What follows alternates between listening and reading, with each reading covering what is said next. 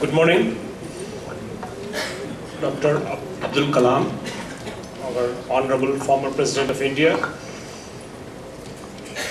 one of the leading, most illustrious scientists, technologists, and science leader of this country. Dignitaries on the dais, Professor P. N. Reddy, Professor Sita, Professor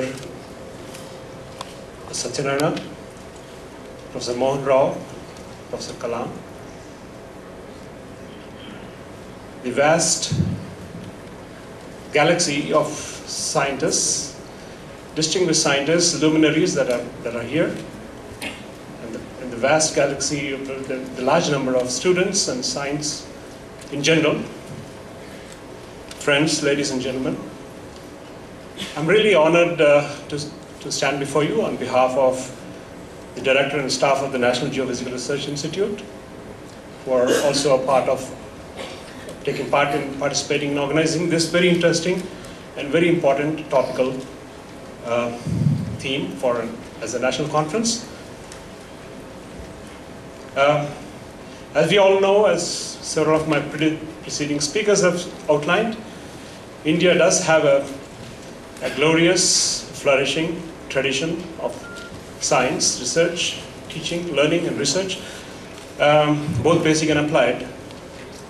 We have a huge scientific infrastructure for this purpose. Something like, I think we have something like a little more than 50 million, half a million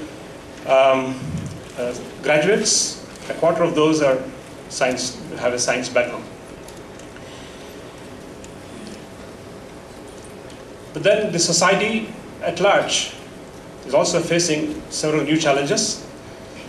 We're talking about major crunch in resources. We're talking about probably we are heading towards a crisis in water and water management issues, climate change, several new issues that we probably did not pay attention to a few decades back. The role of science and technology, therefore, is also changing. The distinction between basic science and applied science is also becoming narrower. So the way we look at our challenges and the way we look at our preparations for facing these challenges also has to change. And the declining interest in science stream, both at secondary and college level, is not really a problem of India alone. It's a problem the whole world is facing. I think it's a global problem. You can see this on the UNESCO reports. You can see this when President of the US addressing, talking about improvement in mathematics and science teaching in American colleges. And of course, as Dr. Reddy had pointed out, our own Prime Minister inaugurating the 100th Indian Science Congress has dwelt upon this issue at a great depth. The Ministry of Science and Technology has declared this decade as the decade of innovation, and they've actually enunciated a new policy for the government, for the country, the Science, Technology and Innovation Policy, 2013. It brings together a lot of these problems, tries to address many of these problems, and then it basically takes care of, some directions how we can actually tackle some of these problems and how India can prepare for all these challenges, which are both global and India-centric. And so in many ways, this topic is of such a topical importance, and I congratulate the Andhra Pradesh Academy of Sciences and everybody who have come into organizing this national conference on this very vital issue. As was also already pointed out, it's not only an issue of numbers, but also of quality and how we stand up to improving the quality of education, quality of science, quality of research, and science and technology research and development has grown multidisciplinary.